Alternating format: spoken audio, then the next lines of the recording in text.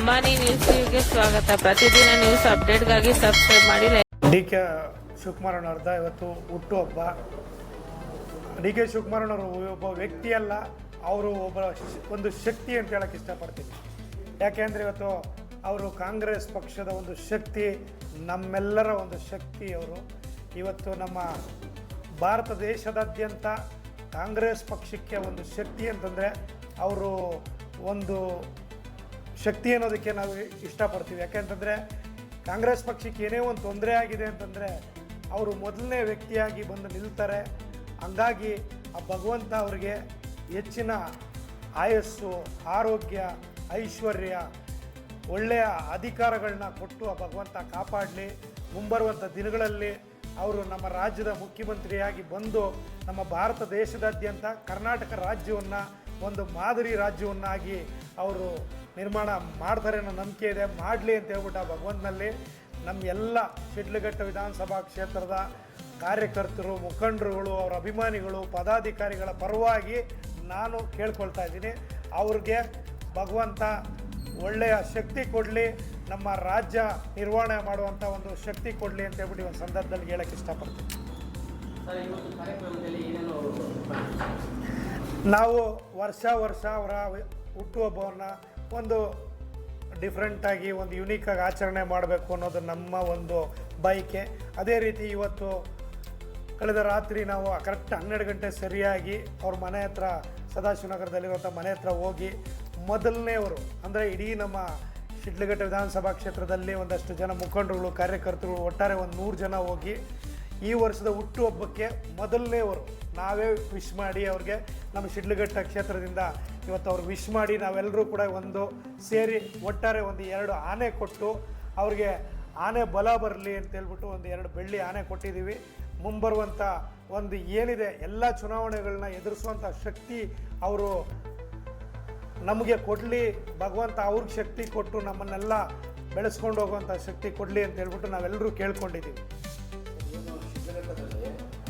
ಬಹಳ ದಿನಗಳಿಂದ ಕಾಂಗ್ರೆಸ್ನಲ್ಲಿ ಒಗ್ಗಟ್ಟಿನ ಕೊರತೆ ಎದ್ದು ಕಾಣಿಸ್ತಾ ಇದೆ. ರಾಜಗೌಡರು ಇನ್ಯಾಕ್ಟಿವ್ ಆಗಿರೋದ್ರಿಂದ ಅದನ್ನು ಯಾವಾಗ ಬೇಗ ಸರಿಪಡಿಸ್ಕೊಡ್ತಾರೆ ಅಂತೇಳಿ ಈಗ ಸಭೆಯಲ್ಲಿ ಕೆಲವು ನಾಯಕರು ಹೇಳಿದ್ರು, ರಾಜಗೌಡರಿಗೆಲ್ಲ ಮರೆತು ಬೇಗ ಸಂಘಟನೆ ಮಾಡಬೇಕು, ಕೆಲವೆಲ್ಲ ಊರಿಗೆ ಹೋಗಬೇಕು, ಮತ್ತೆ ಸಂಘಟನೆ ಮಾಡಬೇಕು ಅಂತ ಹೇಳ್ತಾ ಇದ್ದಾರೆ. ಏನು ಸಭೆ ಈಗ ತಮಗೆಲ್ಲ ತಿಳಿದಿರುವಂತೆ ಈಗ ಏನಾಯಿತು, ಒಂದು 2-3 ತಿಂಗಳಿಂದ ನಮ್ದು ಏನೋ ಕಾರಣಾಂತರಗಳಿಂದ ಅದು ತೊಂದರೆ ಆಗಿರ್ಬೋದು. ಇರಲಿ, ರಾಜಕೀಯದಲ್ಲಿ ಒಳ್ಳೆಯದಕ್ಕೋ ಕೆಟ್ಟದ್ದಕ್ಕೋ ಅದು ಬಂದೋಗಿದೆ. ಆದರೂ ಕೂಡ ನನಗೆ ಆ ಒಂದು ತೊಂದರೆಲಿದ್ದಿದ್ದರಿಂದ ನಾನು ಪಕ್ಷ ಸಂಘಟನೆಯಲ್ಲಿ ಮೊದಲಷ್ಟು ತೊಡಗಿಸ್ಕೊಳ್ಳೋಕ್ಕಾಗದೇ ಇರೋದ್ರಿಂದ ಈ ಕ್ಷಣದಿಂದನೂ ಪ್ರತಿಯೊಂದು ಬೂತಲ್ಲೂ ಕೂಡ ಪ್ರತಿಯೊಂದು ಹಳ್ಳಿಗೂ ಹೋಗಿ ಪಕ್ಷ ಸಂಘಟನೆ ಮಾಡುವಂಥ ಕೆಲಸ ಮಾಡ್ತೀನಿ. ಈಗಾಗಲೇ ನಾನು ಡಿ.ಕೆ. ಶಿವಕುಮಾರನವರು ನಿನ್ನೆ ಹೇಳಿದ್ರು ನನಗೆ, ಈಗ ಮುಂಬರುವಂಥ ಚುನಾವಣೆಗಳು, ತಾಲೂಕು ಪಂಚಾಯತಿ, ಜಿಲ್ಲಾ ಪಂಚಾಯತಿ, ಗ್ರಾಮ ಪಂಚಾಯತಿ ಚುನಾವಣೆಗಳು, ನಗರಸಭೆ ಚುನಾವಣೆಗಳು ಬರ್ತಾಯಿದೆ. ಅದರ ಎಲ್ಲರ ಜವಾಬ್ದಾರಿ ಕೂಡ ಕಾಂಗ್ರೆಸ್ ಪಕ್ಷದ ಕಂಪ್ಲೀಟು ಶಿಡ್ಲಘಟ್ಟ ವಿಧಾನಸಭಾ ಕ್ಷೇತ್ರದ ಜವಾಬ್ದಾರಿ ನಿನ್ನ ಮೇಲೆ ಇದೆ, ಅದನ್ನು ನಿರ್ವಹಿಸ್ಕೊಂಡು ಹೋಗೋಂಥ ಜವಾಬ್ದಾರಿ ನಿಂದು ಅಂತ ಹೇಳಿದ್ದಾರೆ. ಹಾಗಾಗಿ ಇಂದಿನಿಂದಲೇ ಅವ್ರ ಹುಟ್ಟುಹಬ್ಬ ಆಚರಣೆ ಮಾಡಿ ಅವ್ರ ಹುಟ್ಟುಹಬ್ಬಕ್ಕೆ ಉಡುಗೊರೆಯಾಗಿ ನಾವು ಏನನ್ನು ಕೊಡಬೇಕು ಅಂದ್ಕೊಂಡಿದ್ದೀನಿ ಅಂತಂದರೆ, ನಾನು ಎಲ್ಲ ನಮ್ಮ ಶಿಡ್ಲಘಟ್ಟ ಏನು ವಿಧಾನಸಭಾ ಕ್ಷೇತ್ರದಲ್ಲಿರುವಂಥ ಮುಂಬರುವಂಥ ಚುನಾವಣೆಗಳಿದ್ದಾವೆ, ಆ ಎಲ್ಲ ಸ್ಥಳೀಯ ಚುನಾವಣೆಗಳಲ್ಲೂ ಗೆದ್ದು ನಾವು ಅವರಿಗೆ ಅದನ್ನೇ ಒಂದು ಹುಟ್ಟುಹಬ್ಬದ ಉಡುಗೊರೆಯಾಗಿ ಕೊಡಬೇಕು ಅಂತ ಇವತ್ತಿನಿಂದಲೇ ನಾನು ಬೂತ್ ಮಟ್ಟದಲ್ಲಿ ಎಲ್ಲ ನಮ್ಮ ಕಾಂಗ್ರೆಸ್ ಕಾರ್ಯಕರ್ತರು, ಮುಖಂಡರನ್ನ ಒಗ್ಗೂಡಿಸ್ಕೊಂಡು ಹೋಗೋಂಥ ಕೆಲಸ ಮಾಡ್ತೀನಿ ಅನ್ನೋ ಮಾತನ್ನು ಹೇಳೋಕ್ಕೆ ಇಷ್ಟಪಡ್ತೀನಿ.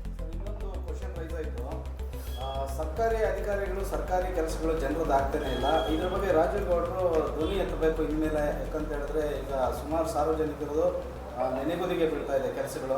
ಅದ್ರ ಬಗ್ಗೆ ತಾವು ಹೇಳಬೇಕಂತ ಹೇಳಿದ್ರೆ ಸರ್. ಇದು ಹೌದು, ಖಂಡಿತವಾಗ್ಲೂ ನಿಜ. ಯಾಕೆ ಅಂತಂದರೆ ಈಗ ಮೊದಲನೇದಾಗಿ ನಮ್ಮ ಮೂಲಭೂತ ಸೌಲಭ್ಯಗಳೇನು, ಕುಡಿಯೋ ನೀರಿಗೆ ಭಾರಿ ತೊಂದರೆ ಆಗ್ತಾ ಇದೆ.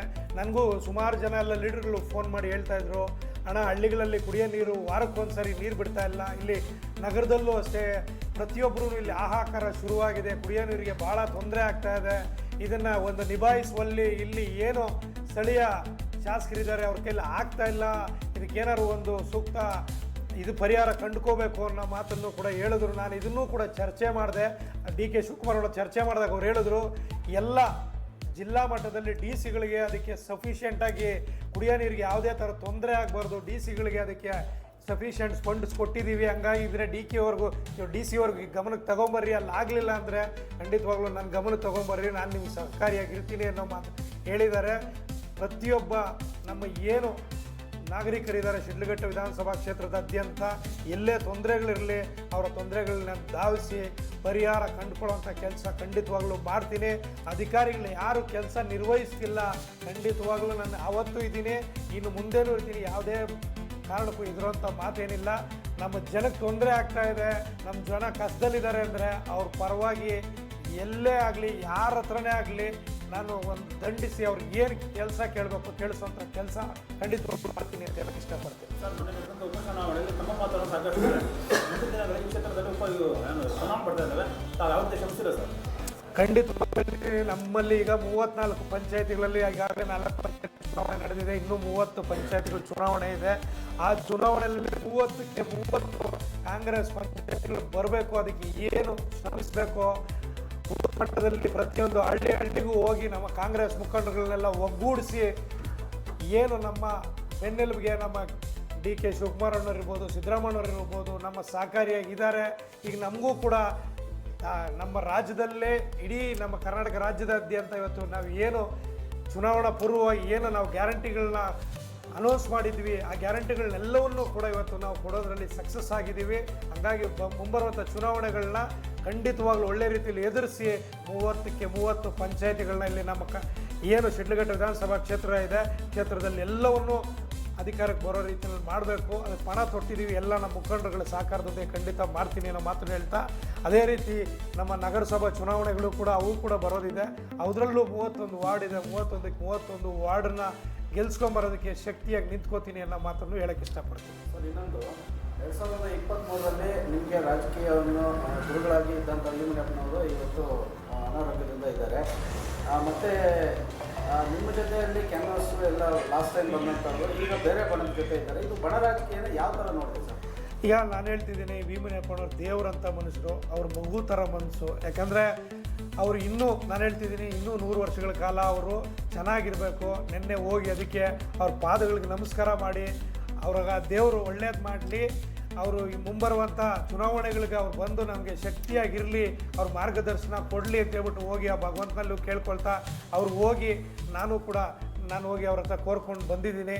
ಹಂಗಾಗಿ ನಾನು ಹೇಳೋದೇನೆಂದರೆ, ಮುನಿಯಪ್ಪನವರು ದೇವರಂಥ ಮನುಷ್ಯರು. ಅವ್ರಿಗೇನಾಯಿತು ಲಾಸ್ಟ್ ಟೈಮ್ ಕೋವಿಡ್ ಸಂದರ್ಭದಲ್ಲಿ, ಆ ಕೋವಿಡ್ ಇದಾದಾಗ ಅವ್ರು ಕೋಮಾಗಿ ಹೋದಂಥ ಪರಿಸ್ಥಿತಿ, ಅವಾಗಲಿಂದಲೂ ಅವ್ರಿಗೆ ಅನಾರೋಗ್ಯ ಕಾರಣದಿಂದ ಅವ್ರಿಗೆ ಗೊತ್ತಾಗ್ತಾ ಇಲ್ಲ, ಅವ್ರಿಗೆ ಏನು ಮಾಡ್ತಾಯಿದ್ದೀನಿ ಅನ್ನೋ ಒಂದು ವಿಚಾರ ಕೂಡ ಅವ್ರಿಗೆ ಗೊತ್ತಾಗ್ತಾ ಇಲ್ಲ. ಹಂಗಾಗಿ ಅವ್ರದ್ದು ಮನಸ್ಸು ಒಂದು ಸಣ್ಣ ಮಗು ಥರ.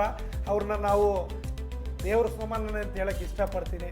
ಅವ್ರು ಆ್ಯಕ್ಚುಲಿ ನಿಜ ಹೇಳ್ತಿದ್ದೀನಿ, ಡಿ ಕೆ ಶಿವಕುಮಾರ್ ಅನ್ನೋರು ಮನೇಲಿ ಕರೆದುಬಿಟ್ಟು ಡಿ ಕೆ ಶಿವಕುಮಾರ್ ಅನ್ನೋರ್ರ ಹತ್ರ ಆಲ್ಮೋಸ್ಟ್ ಅಲ್ಲಿ 1 ಗಂಟೆ ಕಾಲ ಚರ್ಚೆ ಮಾಡಿದ್ರು. ಕೇಳಿದ್ರು, ನನಗೂ ಹೇಳಿದ್ರು, ಮುನಿಯಪ್ಪ ಅವರು ನನ್ನ ಸ್ನೇಹಿತ ಕಣೋ, ಹೆಂಗೆ ಅವರು ಡಿ ಕೆ ಅವರು ಮಾತಾಡೋವಂಥ ವಿಧದಲ್ಲಿ ಹೇಳಿದ್ರು. ಮುನಿಯಪ್ಪ ಬಂದು ನನ್ನ ಸ್ನೇಹಿತ, ಇವತ್ತು ಹೇಳ್ತಿದ್ದೀನಿ, ಕಾಂಗ್ರೆಸ್ ಪಕ್ಷ ಇಷ್ಟು ಚೆನ್ನಾಗಿ ಕಟ್ಕೊಂಬಂದಿದ್ದಾರೆ, ಇವತ್ತು ಅಯ್ಯಪ್ಪನಿಗೆ ಆರೋಗ್ಯ ಸರಿ ಇಲ್ಲ, ಮುಂದೆ ಅವ್ರು ಏನು ಹಿಂದೆ ಪಕ್ಷ ಕಟ್ಕೊಂಬಂದಿದ್ರು ಆ ಕಾರ್ಯಕರ್ತರು ಮುಖಂಡರುಗಳನ್ನು ಎಲ್ಲ ಕೂಡ ನೀನು ಒಗ್ಗೂಡಿಸ್ಕೊಂಡು ಕರ್ಕೊಂಡು ಹೋಗೋ ಜವಾಬ್ದಾರಿ ನಿಮ್ಮದು ಅಂತ ಹೇಳ್ಬಿಟ್ಟು ಡಿ ಕೆ ಶಿವಕುಮಾರ್ ಅನ್ನೋರು ಮುನಿಯಪ್ಪನವ್ರ ಮುಖಾಂತರನೇ ಹೇಳಿಸಿದ್ರು. ಮುನಿಯಪ್ಪನವರು ಕೂಡ ಹೇಳಿದ್ರು, ನೋಡಪ್ಪ, ಇನ್ನು ಮುಂದೆ ನಮ್ಮ ಪಕ್ಷದಲ್ಲಿರೋಂಥ ಕಾರ್ಯಕರ್ತರುಗಳಿಗೆ ಯಾವುದೇ ತೊಂದರೆ ಬಂದರೂ ಕೂಡ ನೀನೇ, ನಾನು ಏನು 40 ವರ್ಷಗಳ ಕಾಲ ನಡೆಸ್ಕೊಂಬಂದೆ, ಮುಂಬರುವಂಥ ದಿನಗಳಲ್ಲಿ ನೀನೇ ನಡೆಸ್ಕೊಂಡು ಹೋಗ್ಬೇಕು ಅನ್ನೋ ಮಾತು ಕೊಟ್ಟು ಎಲ್ಲ ಮುಖಂಡರುಗಳನ್ನು ಕರೆದು ಅವರ ಸಮ್ಮುಖದಲ್ಲಿ ನನಗೆ ಮಾತು ಕೂಡ ಕೊಟ್ಟು ಹೇಳಿದ್ರು ಅವರು. ಅದೇ ರೀತಿ ಈಗ ಏನಾಗ್ತಾ ಇದೆ ಪಾಪ ಅವ್ರಿಗೆ ಗೊತ್ತಾಗ್ತಾ ಇಲ್ಲ, ಅವರು ಎಲ್ಲೂ ಒಂದು ಬಾಯಿಂದ ಹೇಳಲಿಲ್ಲ. ನನಗೆ ಹೇಳಿದ್ದಾರೆ, ಏನಂತ ಹೇಳಿದ್ದಾರೆ, ಮುಂದಿನ ನಿಮ್ಮ ಏನು ನಾಯಕರು ಹಿಂದೆ ನನಗೆ ಸಹಕಾರ ಕೊಟ್ಟಿದ್ರಿ, ಮುಂಬರುವ ನಮ್ಮ ಕಾಂಗ್ರೆಸ್ ಪಕ್ಷ ನಡೆಸ್ಕೊಂಡು ಹೋಗೋಂಥ ನಾಯಕರು ಯಾರಾದರೂ ಇದ್ದರೆ ಅದು ರಾಜೀವ್ ಗೌಡ ಮಾತ್ರ. ರಾಜೀವ್ ಗೌಡನ ಜೊತೆಲಿ ಹೋಗಬೇಕು ಅಂತ ಹೇಳ್ಬಿಟ್ಟು ಮುನಿಯಪ್ಪನವರೇ ಸುಮಾರು ಕಾರ್ಯಕ್ರಮಗಳಲ್ಲಿ ಹೇಳಿದ್ದಾರೆ. ಆ ವಿಡಿಯೋಗಳು ನಮ್ಮ ಹತ್ರ ಇದೆ, ಆ ಫೋಟೋಗಳು ಕೂಡ ಇದೆ. ಅವ್ರಿಗೆ ಇವಾಗ ಏನಾಗ್ತಾ ಇದೆ ಮಾತಾಡೋಕ್ಕೆ ಆಗ್ತಾ ಇಲ್ಲ. ಹಂಗಾಗಿ ಇವಾಗ ಏನಾಗ್ತಾ ಇದ್ದಾರೆ ಪಾಪ ಅವ್ರಿಗೆ ಇದು ಕೂಡ ಗೊತ್ತಾಗ್ತಿಲ್ಲ, ಮಗು ಥರ ಆಗಿದ್ದಾರೆ ಅವರು. ಹಂಗಾಗಿ ಇವಾಗ ಅವ್ರು ಇಲ್ಲೂ ಅಷ್ಟೇ ನೋಡಿ, ನನಗೆ ಹೇಳಿದ್ದಾರೆ, ಪಕ್ಷ ಮುಂದೆ ನಡೆಸ್ಕೊಂಡು ಹೋಗ್ಬೇಕಾದ್ರೆ ರಾಜೀವ್ ಗೌಡರು ಜವಾಬ್ದಾರಿ ಅಂತ. ಈಗ ಏನಾಗುತ್ತೆ, ಎಲ್ಲರೂ ಕೂಡ ಈ ಕಾಂಗ್ರೆಸ್ ಯಾರೇ ಕಾರ್ಯಕರ್ತರು ಬರಲಿ, ಮುಖಂಡರುಗಳು ಬರಲಿ, ಅವರೊಟ್ಟಿಗೆ ಫೋಟೋಗೆ ಕೂರಿಸ್ಕೊತಾರೆ ಬಿಟ್ಟರೆ ಪಾಪ ಅವ್ರ ಬಾಯಿಂದ ಯಾವತ್ತೂ ಕೂಡ ಇನ್ನೊಬ್ಬರಿಗೆ ಮಾಡ್ರಿ, ಇನ್ನೊಬ್ರು ನಡೆಸ್ಕೊಂಡು ಹೋಗ್ತಾರೆ ಅನ್ನೋ ಮಾತನ್ನು ಹೇಳಲೇ ಇಲ್ಲ ಅವರೆಲ್ಲೂ. ಹೇಳಿದರೆ ಎಲ್ಲಾದರೂ ಬೇಕಾದ್ರೆ ಹೇಳ್ಬೋದು, ಅದನ್ನು ಸುಮ್ಮನೆ ಅದನ್ನು ಮಿಸ್ಯೂಸ್ ಮಾಡ್ತಿದ್ದಾರೆ. ನನಗೆ ಹೇಳಿರೋ ಸತ್ಯ, ಅದನ್ನು ಡಿ ಕೆ ಶಿವಕುಮಾರಣ್ಣ ಮುಂದೆನೂ ಹೇಳಿದ್ದಾರೆ, ಮತ್ತು ಜನ ಶಿಡ್ಲಘಟ್ಟದ ಎಲ್ಲ ಮುಖಂಡರುಗಳು ಕಾರ್ಯಕರ್ತರುಗಳನ್ನ ಕರೆಸಿ ಹೇಳಿದ್ದಾರೆ. ಹಂಗಾಗಿ ಅವ್ರು ಏನು ಅವತ್ತು ಮಾತು ಕೊಟ್ಟಿದ್ದಾರೆ ಅದನ್ನು ನಡೆಸ್ಕೊಂಡು ಹೋಗಬೇಕಾಗಿರೋದು ನನ್ನ ಜವಾಬ್ದಾರಿ. ಅದನ್ನು ಇವತ್ತು ನಡೆಸ್ಕೊಂಡು ಹೋಗ್ತೀನಿ, ಇವತ್ತು ನಡೆಸ್ತೀನಿ, ಮುಂದೆನೂ ನಡೆಸ್ಕೊಂಡು ಹೋಗ್ತೀನಿ ಅನ್ನೋ ಮಾತನ್ನು ಹೇಳೋಕ್ಕೆ ಇಷ್ಟಪಡ್ತೀನಿ.